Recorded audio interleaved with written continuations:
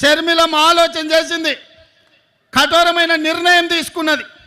ఆంధ్రప్రదేశ్ ప్రజల పక్షాన నిలబడాలి, పోలవరం పూర్తి చేయాలి, అమరావతిలోనూ మీ క్యాపిటల్ సిటీని కట్టాలి, అదేవిధంగా విశాఖ ఉక్కును ఎవడో వచ్చి అప్పనంగా అమ్ముకుంటుంటే చూస్తూ ఊరుకుంటామా అని చెప్పి ఇవాళ ఇక్కడికి వచ్చింది. ఆనాడు లక్షలాది మంది రోడ్లెక్కి ప్రాణ త్యాగాలు చేసి 32 మంది ఆత్మ బలిదానాలతో విశాఖ ఉక్కు ఆంధ్రుల హక్కుగా ఈ సంస్థ ఏర్పడితే అదానీ అంబానీలకు అదానీ గారి కోసం ప్రధాని గారు తెగ నమ్ముతుంటే వీళ్ళెవరు ప్రశ్నించే పరిస్థితి లేదు.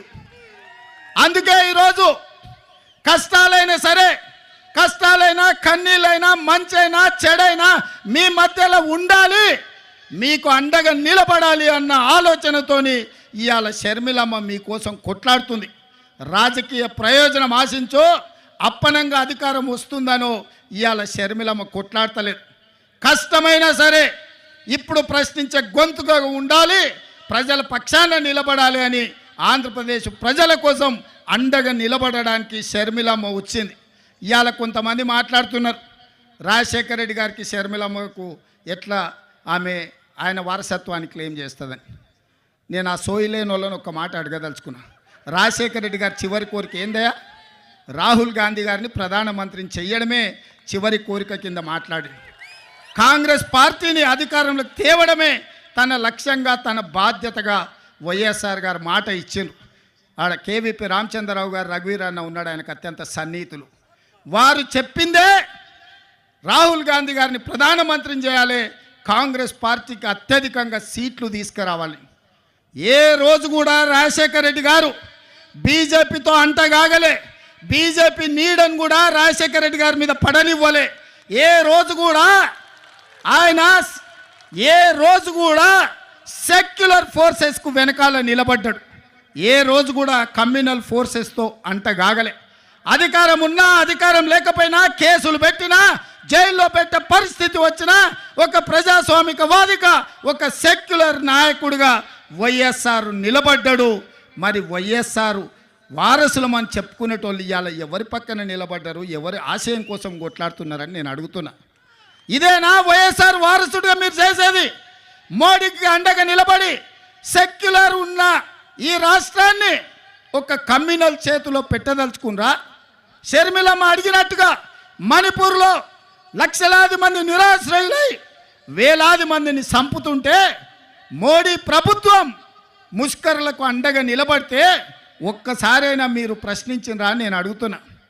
గోద్రాలో సంఘటనలు జరుగుతుంటే మోడీని ఆ రోజు వైఎస్ఆర్ గారు అడిగినరు, కడిగినరు. మరి ఆయన వారసులైతే మణిపూర్లో జరిగిన అరాచకం మీద మాట్లాడాలి కదా, ఎందుకు మాట్లాడలేదు మిత్రులారా? మీరా వైఎస్ఆర్ వారసులు? షర్మిలమ్మ పక్కన వైఎస్ఆర్ అని ఎట్లా పెట్టుకుంటుందని, వైఎస్ఆర్ అంటేనే వై షర్మిలారెడ్డి, ఆమె పేరే వైఎస్ఆర్. కొత్తగా వైఎస్ఆర్ పెట్టుకునేది ఏముందయ్యా? షర్మిలారెడ్డి అంటేనే వైఎస్ఆర్ అంటేనే షర్మిలమ్మ, అవతల షర్మిల అనాల్సిన పనే లేదు మిత్రులారా. వైఎస్ఆర్ అంటేనే షర్మిలమ్మ. నిజమైన వారసురాలు షర్మిలమ్మ.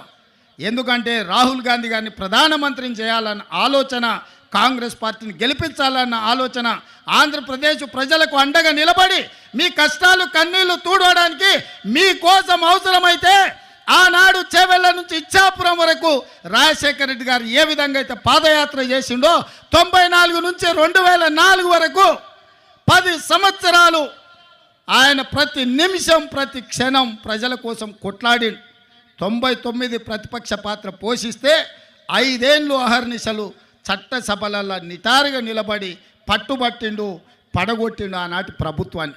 మరి ఇవాళ మిమ్మల్ని అడగదలుచుకుని వేదిక మీద నుంచి ఆంధ్రప్రదేశ్ ప్రజలు, మీరు విఘ్నులు, తెలివి కల్లోలు, ప్రపంచంలోనే ఆంధ్రప్రదేశ్కు సంబంధించిన వాళ్ళు ఐటీ రంగాలలో, ఫార్మా రంగాలలో, ఐఏఎస్లలో, ఐపీఎస్లలో రాణించిన వాళ్ళు, ప్రపంచానికి ఒక దిక్సూచిగా మారిన వాళ్ళు ఈ ప్రాంతం నుంచి ఉన్నారు.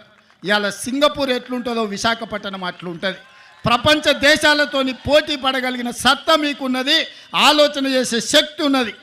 మరి ఇవాళ మీ తరఫున కొట్లాడేటోళ్ళు ఉండాల్సిన అవసరం ఉందా లేదా ఆలోచన చేయండి. ఇవాళ మీరు ఆలోచన చేయండి. జగన్ అయినా, బాబు గారైనా, పవన్ కళ్యాణ్ అయినా మోడీని ఎదిరించి నిలబడే శక్తి వాళ్ళకు ఉన్నదా?